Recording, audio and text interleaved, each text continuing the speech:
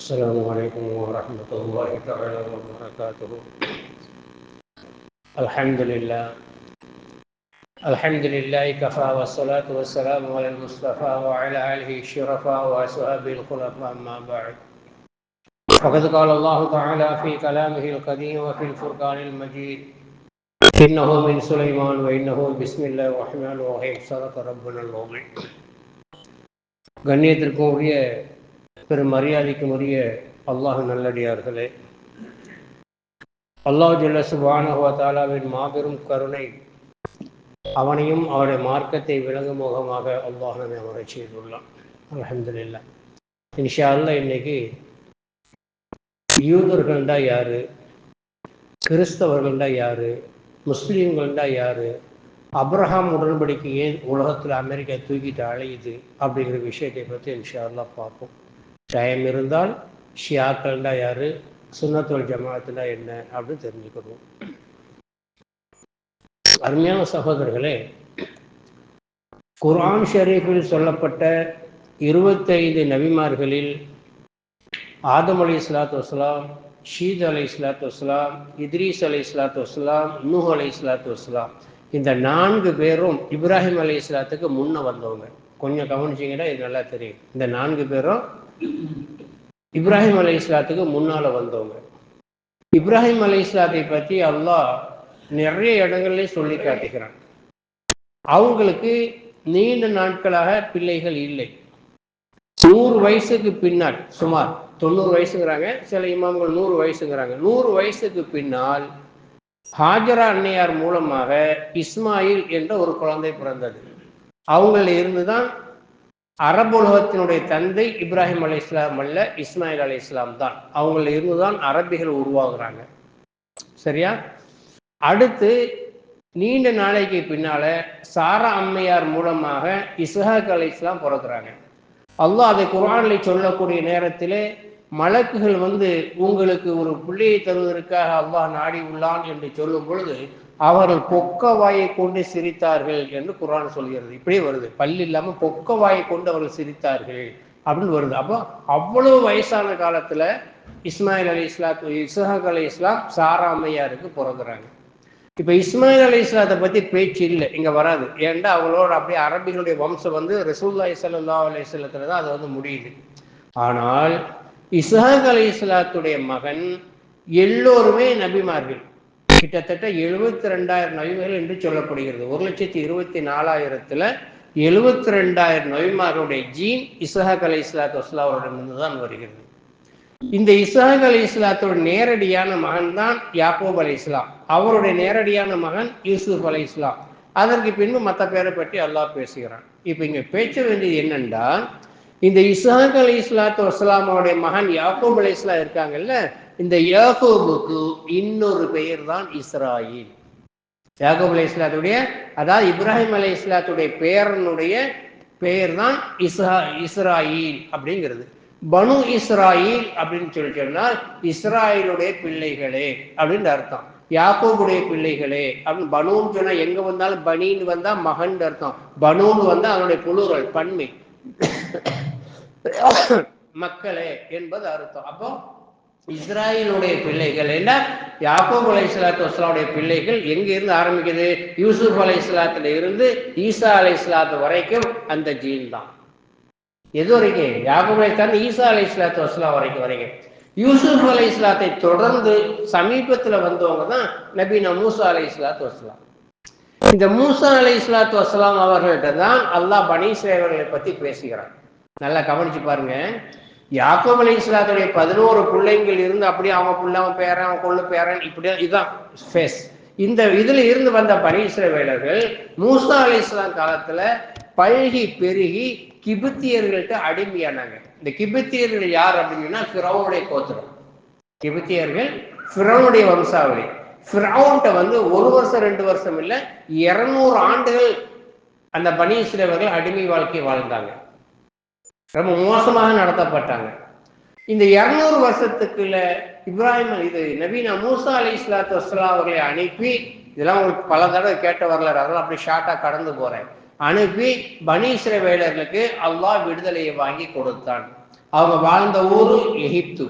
எகிப்தில் இருந்து அந்த நைல் நதியை கடந்து, அந்த கடலை கடந்து அவங்க வர்றாங்க. வரக்கூடிய நேரத்தில் தான் பனி இஸ்ரவேலர்கள்னா யார் அப்படிங்கிறது அல்லாஹ் தெளிவுபடுத்திக்கிறான். 200 வருஷம் அடிமையாக இருந்த சமுதாயம். அவர்கள் யாக்கூப் அலைஹிஸ்ஸலாத்து வஸ்ஸலாம் அவருடைய சந்ததியினர். இஸ்ராயில் என்று அவங்க தான் பேரு, அவருடைய சந்ததியினர். இது ரெண்டையும் புரிஞ்சுக்கிட்டீங்களா? இப்ப நைல் நதியை தாண்டி அவங்க வரக்கூடிய நேரத்துல, உதாரணம் அல்லாஹ் சொல்றது அப்படியே நான் சொல்றேன். பக்ராவுடைய சூறாவில் பிட்டு பிட்டு அல்லாஹ் சொல்றான். அதை பத்தி நான் அப்படியே கொண்டு வரேன். இவர்கள் மூசா அலைஹிஸ்ஸலாத்து வஸ்ஸலாம் அவர்களை பின்தொடர்ந்து வர்றாங்க.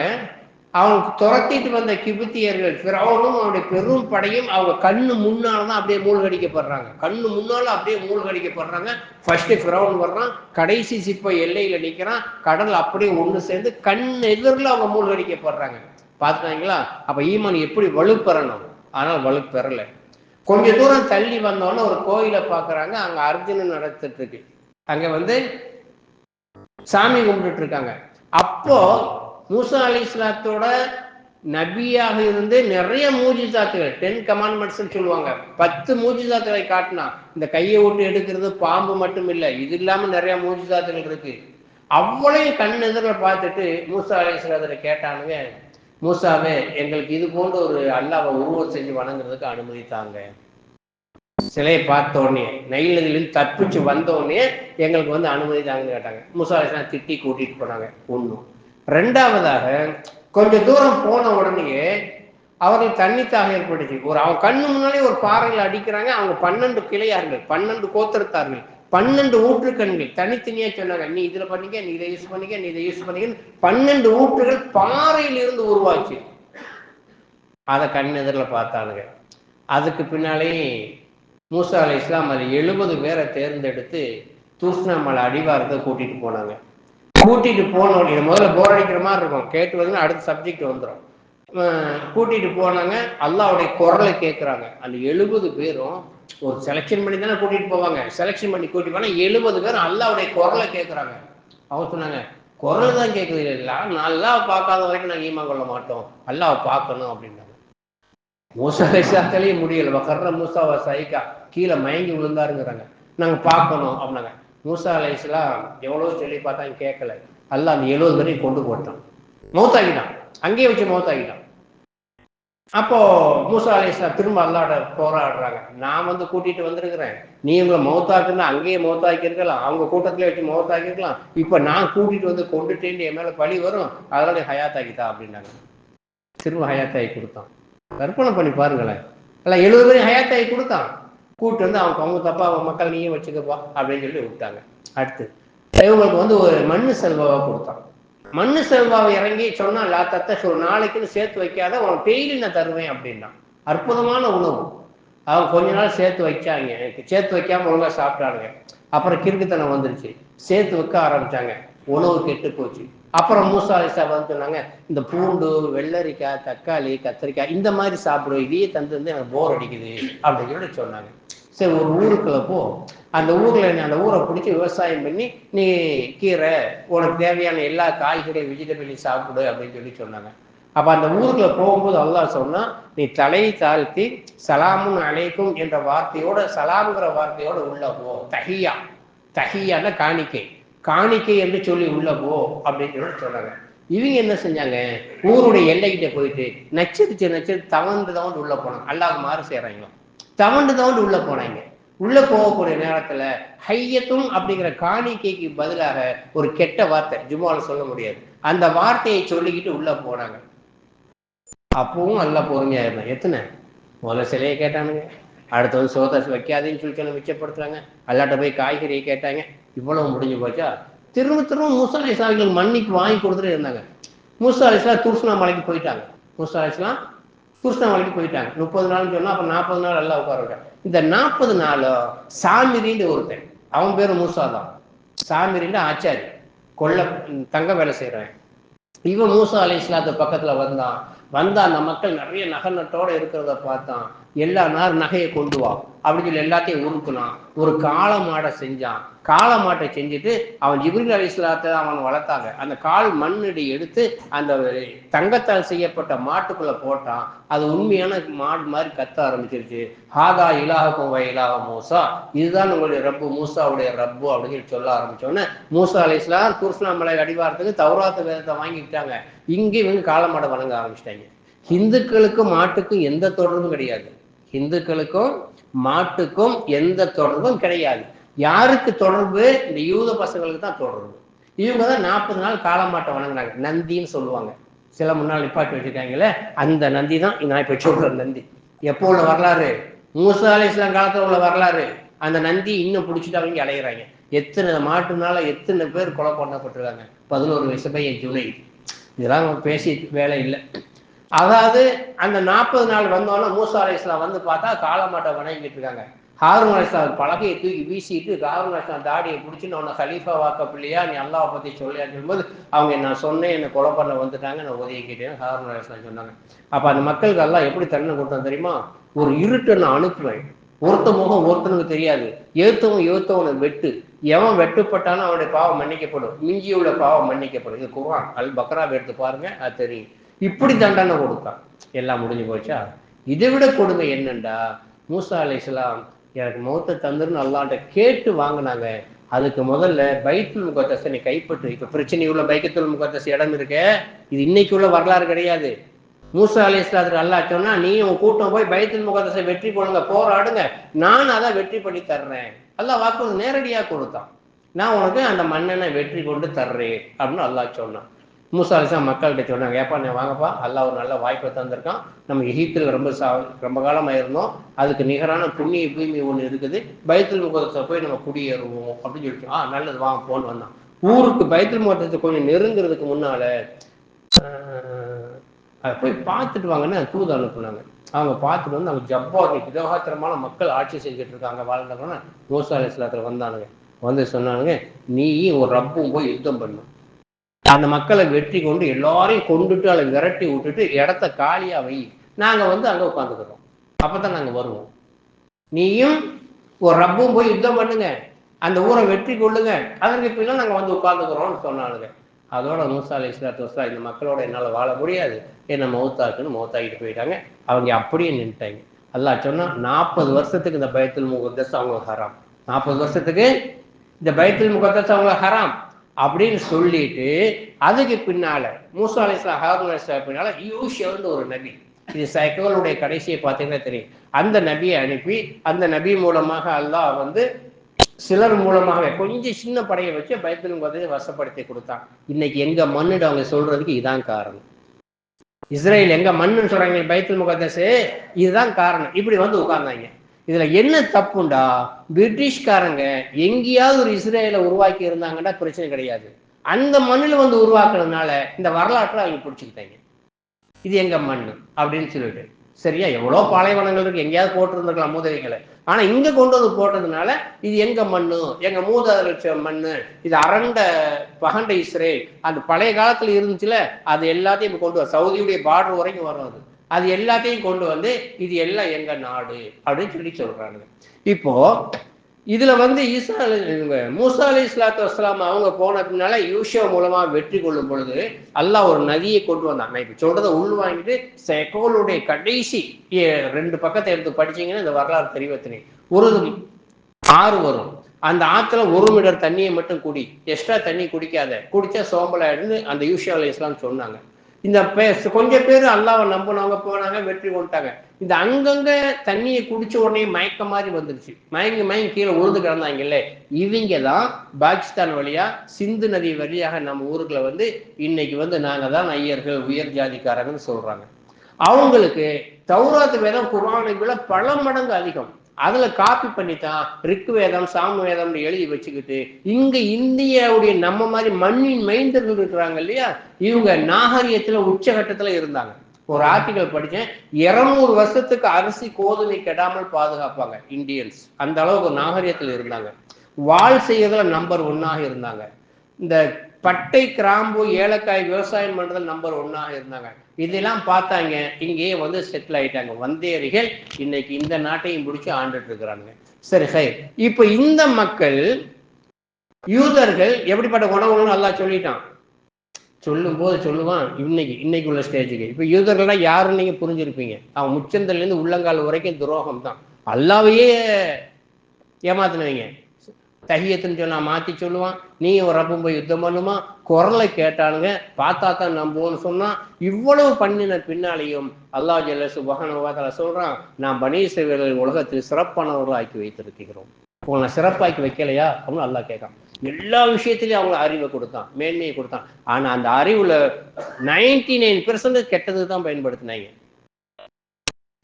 சரி, இதுல என்ன இப்ப பிரச்சனை அப்படின்னு கேட்ட, இப்படிப்பட்ட யூதர்களை அல்லாஹ் ஜல்ல சுப்ஹானஹு வ தஆலா மேன்மைப்படுத்தினாலும் கூட உச்சந்தலிருந்து உள்ளங்கால் வரைக்கும் குணத்தின் ரீதியாக சூழ்ச்சி செய்வதிலேயே அவங்க மேன்மையா இருந்தாங்க. இப்படி வந்துட்டாங்களா. ரசூலுல்லாஹி ஸல்லல்லாஹு அலைஹி வஸல்லம் காலத்திலே மதீனாவுல யூதர் இருந்தாங்க. அவங்க யாருன்னு கேட்டா சாதா சீதா யூதர்கள் இல்ல, பண்டிட்ட யூதர்கள், படித்த யூதர்கள், தெளிவான யூதர்கள். தௌராத் வேதத்தை ரொம்ப கரைச்சி குடிச்சவங்க மதீனாவுல குடியேறினாங்க. ஏன்டா தௌராத்துல இருக்கு முஹம்மதுன்னு ஒரு நபி வருவார், அவர் அரபு தேசத்துல வருவார். அப்படி ஆய்வு பண்ணி அவர் மதீனாவுல வருவார் அப்படின்னு சொல்லிட்டு கண்டுபிடிச்சு மதீனாவுல தன்னுடைய வாரிசுகளாக அந்த முகம்மது வரணும் அப்படிங்கிறதுக்காக வேண்டி முஹம்மது ஸல்லல்லாஹு அலைஹி வஸல்லம் பெற்று எடுக்கணுங்கிறதுக்காக தான் மதீனாவுக்குள்ள வந்தாங்க. மக்காவுல யூதர்கள் கிடையாது, மக்காவில் யூத பசங்களே கிடையாது. மதீனாவில் வந்து குடியேறி மதீனாவாசிகளான மண்ணின் மைந்திகளான அந்த தோழிகளை அவங்க கல்யாணம் பண்ணி வாரிசு ரசூலுல்லாஹ்வை எதிர்பார்த்துட்டு இருக்காங்க. ஆனால் அவங்க ஆய்வுல கொஞ்சம் தப்பு என்னன்னா, ரசூலுல்லாஹி ஸல்லல்லாஹு அலைஹி வஸல்லம் மக்காவில் பிறந்துட்டாங்க. ஆனா மதீனாவில் குடி வந்த பின்னாலையும் அவங்க எந்த அளவுக்கு பெர்ஃபெக்டான மூளைன்னு சொல்லிக்கன்னா, அதுல அப்துல்லா இப்னு சலாம் ஒருத்தங்க இருந்தாங்க. யூதருடைய தலைவர் அவங்க தான். பனு குறைவா, பனு நல்லூர் அப்படிங்கிற கோத்திரம் தான் மதீனாவுல வாழ்ந்தவர் ரசூலுல்லாஹ்ட்ட. ரசூல் ஸல்லல்லாஹு அலைஹி வஸல்லம் அவங்க எத்தனை ஒப்பந்தம் பண்ணாலும் அத்தனை ஒப்பந்தத்தையும் முறிச்சாங்க. அப்ப இப்போ உள்ள ஈரான் இருக்கு இல்லையா, ஈரானுக்கு யூத சமுதாயத்துக்கும் சம்பந்தம் கிடையாது. யூதருக்கு இவங்க வந்து மஜூசி, நெருப்பை வணங்கிட்டு இருந்தாங்க. நபியுடைய காலத்துல நெருப்பை வணங்கிட்டு இருந்தவங்க தான் ஈரானியஸ். ஈரானுடைய வரலாறு 6000 வருஷத்தினுடைய வரலாறு. அமெரிக்காவுடைய வரலாறு 300 வருஷம் தான். அமெரிக்கான்னு கண்டுபிடிக்கப்பட்டது 250-300 வருஷம் தான். ஆனா ஈரான் வந்து 6000 வருஷத்தினுடைய வரலாறு. சரி, இப்போ யூதர்கள்னா யார்? இவ்வளவு நேரம் உள்ளதெல்லாம் கேட்டீங்களா? இப்ராஹிம் அலைஹிஸ்ஸலாம் நபியாப்பா? நபி. யாக்கூப் அலைஹிஸ்ஸலாம் நபி. மூசா அலைஹிஸ்ஸலாம் நபி.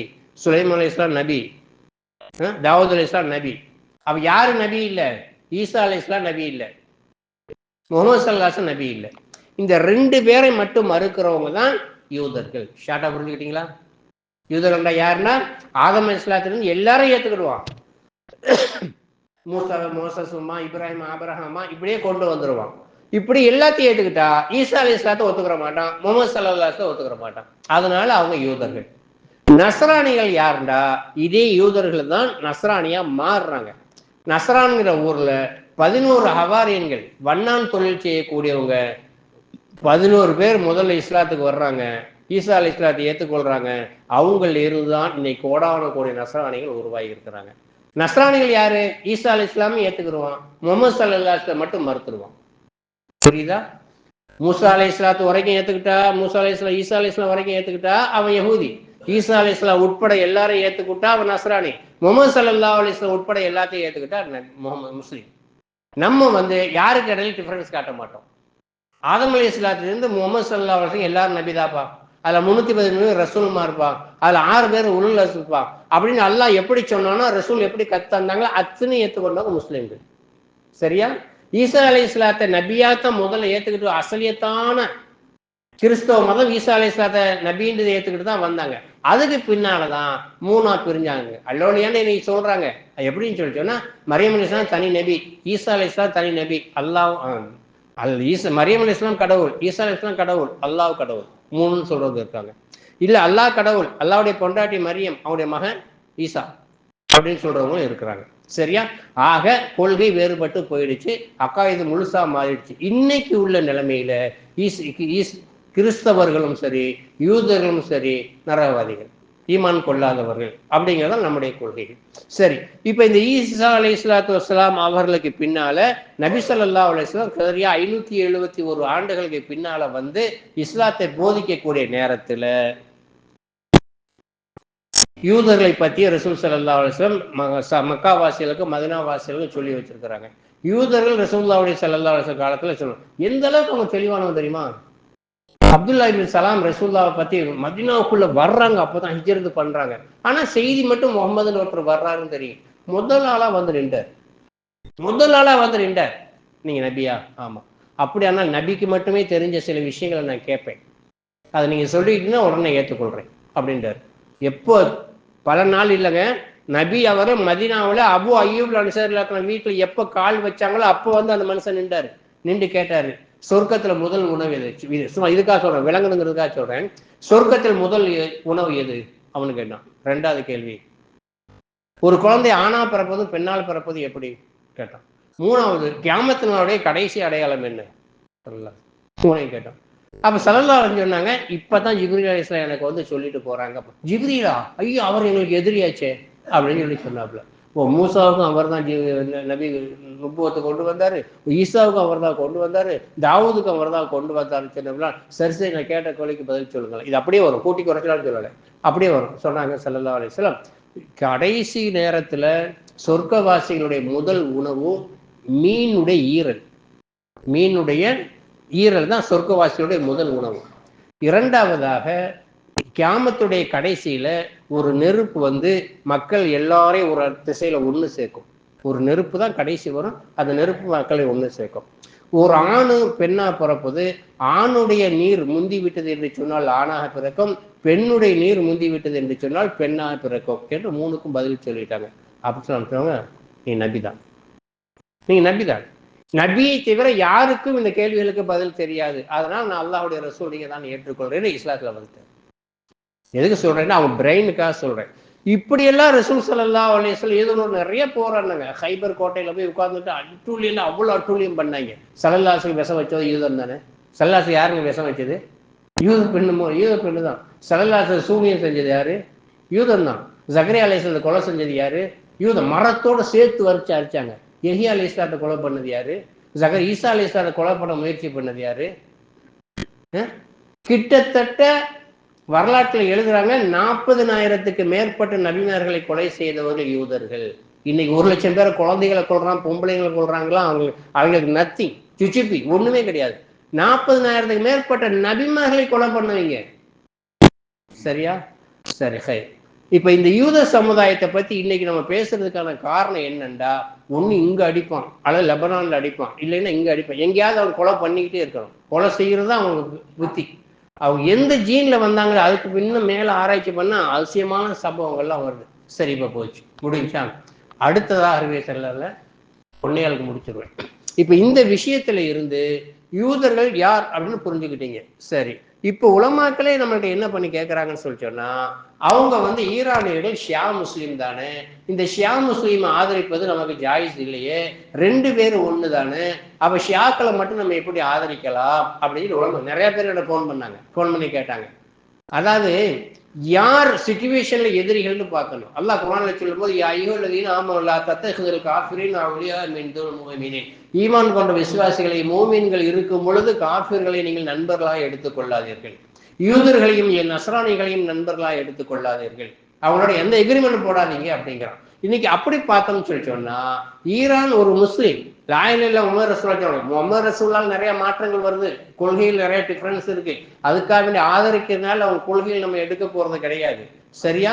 ஆனால் அந்த லா இலாஹ இல்லல்லாஹ்வுல அவன் திடமா இருப்பான். முகமது ரசூலுல்லாஹ்வோட தான் பிரச்சனை. யார் சிறந்த கலீஃபா அப்படின்னு கேட்டா அபூபக்கர் நம்ம சொல்லுவோம், அவங்க அலின்னு சொல்லுவாங்க. சரி, இது எப்படி வந்துச்சு அப்படின்னு கேட்டா, ஷியாக்கள் என்பவர்கள் அலி ரசூலுல்லாஹ்வுடைய காலத்துல இல்ல, அபூபக்கர் சித்திக் காலத்துல இல்ல, உமர் ரலியல்லாஹு காலத்துல இல்ல, உஸ்மான் ரலியல்லாஹு காலத்துல இல்ல, அலி ரலியல்லாஹு காலத்தினுடைய முக்காவாசி காலத்துல இல்ல, கடைசி காலத்துலதான் ஷியாக்கள் உருவாகிறாங்க.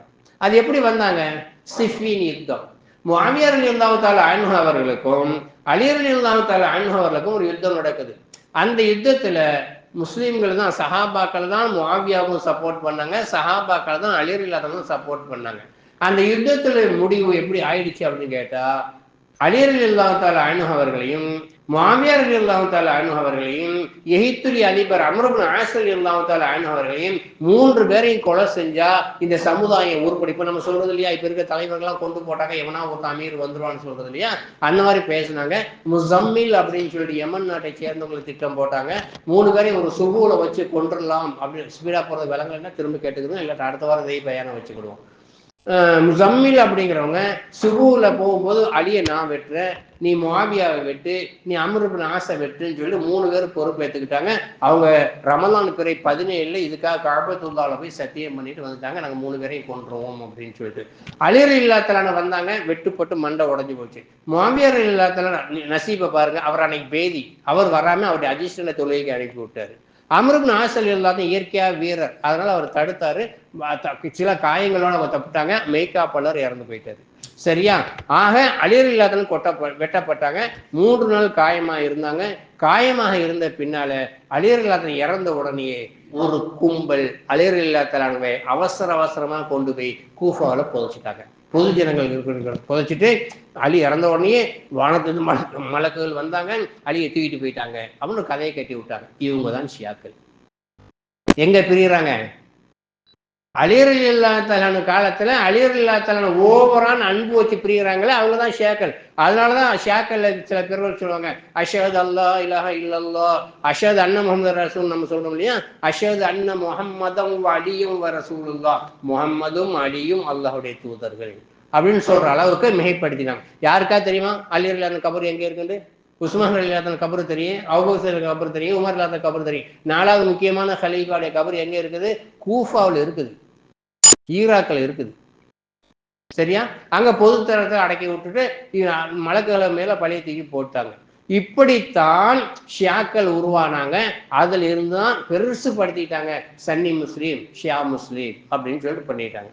இந்த சன்னி முஸ்லீம்கள் அப்படிங்கிறவங்க உஸ்மான் இவங்க முஆவியா ரலியல்லாஹு தஆலா அணியில இருந்தவங்க சன்னி முஸ்லீம்களாகவும், அலி ரலியல்லாஹு தஆலா அணியில இருந்தவங்க ஷியா முஸ்லீமாவும் ஆக்கப்பட்டு இன்னைக்கு உலகத்துல மீடியாக்கள் தான் காரணம். மீடியாக்கள் தான் அதை பெருசு பண்றாங்க. ஆனா டிஃபரன்ஸ் பார்த்தோம்னா ஒண்ணும் கிடையாது. என்ன ஒரு சில ஹதீஸ்ல இருக்கு. இப்ப நம்ம 5 வகுத்து தொழுகிறோம், அவங்க ஜம்ம பண்ணிக்கிடுவாங்க. லோஹர் அசர் ஒரு தொழுகை தொழுதிக்கிறாங்க, மகரிப் இஷா ஒரு தொழுகை தொழுதிக்கிறாங்க. ஒரு சில அது ஹதீஸ்ல இருக்கிற ஒரு ஹதீஸ வாழ்வு ஃபுல்லா பின்பற்றிட்டு போயிடுவாங்க. இதுலதான் குழப்பமே தவிர அகாயிதை பொறுத்த வரைக்கும் இந்த லா இலாஹ இல்லல்லாஹ் அல்லாஹ் தான் ரப்புங்கிறதுல நம்ம விட உறுதியா இருப்போம். அவங்க பேச்சுக்கள்லாம் பாருங்க, அல்லாஹ் தான் ரப்புங்கிறதுல நம்மளோட அவங்க உறுதியா இருப்பாங்க. இந்த முகமது ரசூலுல்லாஹ் தான் வந்து குழப்பம் ஏற்பட்டுரும். இப்ப புரியுது யார் ஷியா முஸ்லீம் யார் முஸ்லீம்னா? சரி, இப்ப நீங்க சொல்லுங்க, அமெரிக்காவை சப்போர்ட் பண்ணுமா, ஈரானியை சப்போர்ட் பண்ணுமா? லா இலாஹ இல்லல்லாஹ் சொன்னவனுக்கு சப்போர்ட் பண்ணுமா? எதுவுமே இல்லாம அல்லாஹ் நண்பனாக எடுத்துக்கொள்ளாதீன்னு சொல்றான்ல, அவங்களுக்கு நம்ம சப்போர்ட் பண்ணுமா? நம்ம யாருக்காவது துவா செய்யாட்டால் கூட மனசு இருக்குல்ல, மனசு ஏதோ இருக்கும் மைதான் ஆயிடும். பாகிஸ்தானுக்கு இந்தியாவுக்கு நடந்தாக்கா நம்ம என்னதான் மனசை கட்டுப்படுத்திட்டு நம்ம இந்தியாவுக்கு தான் சப்போர்ட் பண்ண போனால இயற்கை வெளிப்பட்டுரும். மனசு ஒரு பக்கம் மயிலான் ஆயிடும், சாஞ்சிடும், அதை ஒண்ணுமே பண்ண முடியாது. அப்ப அந்த ரீதியில தான் சில நேரத்தில் நம்ம ஈரானை ஆதரிக்க வேண்டியிருக்குது. அவனுடைய கொள்கை பிரச்சனை இருந்தாலும் அவங்க 2 பேருக்கு மத்தியில இவங்க பரவாயில்லை. 1948 பின்னாலே உலகம் எப்படி இருந்துச்சு? இஸ்ரேல் உருவான பின்னாலே இன்னைக்கு இந்த உலகம் எப்படி இருக்குது? எங்க பார்த்தாலும் சண்டை, எங்க பார்த்தாலும் சச்சரவு. என்ன காரணம்? மத்திய கிழக்கே இன்னைக்கு ஆடி போயிருக்கிறதுக்கு என்ன காரணம்? நம்ம 5000 ரூபாய் 6000 ரூபாய் இன்னைக்கு கேஸ் வாங்குறதுக்கு சம்பந்தம் இருக்கா? நமக்கு இந்த யுத்தத்துக்கு ஏதாவது சம்பந்தம் இருக்கா? ஆனா எங்கேயும் நடக்கக்கூடிய ஒரு யுத்தம் நம்மளை எப்படி பாதிக்குது? இன்னும் என்னென்ன பாதிப்பு வரும்னு தெரியாது, இப்போதைக்கு வரைக்கும் நான் சொல்றேன். அதனால அருமையான சகோதரர்களே, நாம் இங்கே கவனிக்கப்பட வேண்டியது யூத சமுதாயத்தை இப்ப வந்து அல்லாஹ் எப்படி சொல்கிறான் அப்படிங்கிற. ஏன் அப்ரஹாம் ஒப்பந்தம் கொண்டு போறான் தெரியுமா? இன்னைக்கு அரபிகள் இப்ராஹிம் அலைஹிஸ்ஸலாத்தை ஏத்துக்கிறோம், நானும் இப்ராஹிம் அலைஹிஸ்ஸலாத்தை ஏத்துக்கிறேன், நானும் ஒண்ணுடான்னு சொல்ல வர்றான். எப்படி கதை எங்க கொண்டு போறான்? அப்ரஹாம் ஒப்பந்தம்டா, நீனு இப்ராஹிம் நபின்னு சொல்றீல, நானும் நபின்னு சொல்றேன்ல, அப்ப நானும் அண்ணன் நபி தானே, வா ஒப்பந்தத்துக்கு அப்படிங்கிறான். அதனால இப்ராஹிம் அலைஹிஸ்ஸலாத்தை அவன் தேர்ந்தெடுத்தான். அருமையான சகோதரர்களே, இது எல்லாமே ஆழமாக சிந்திக்க வேண்டிய ஒரு சப்ஜெக்ட் என்றாலும் கூட அல்லாஹ் ஜல்ல சுப்ஹானஹு வ தஆலா முஸ்லீம்களுக்கு உதவி செய்தார்கள் புரிவானாங்க என்று பொதுப்படையாக நம்ம கேட்டு போயிடுவோம். இந்த நாட்டில் முஸ்லீம்களுடைய கண்ணியத்தை அல்லாஹ் பாதுகாத்தார்கள் புரிவானாக. முஸ்லீம்கள் மத்தியிலே ஒற்றுமை தந்தர் புரிவானாக. வாஹிர் தஅவானா அல்ஹம்துலில்லாஹி ரப்பில் ஆலமீன். அஸ்ஸலாம்.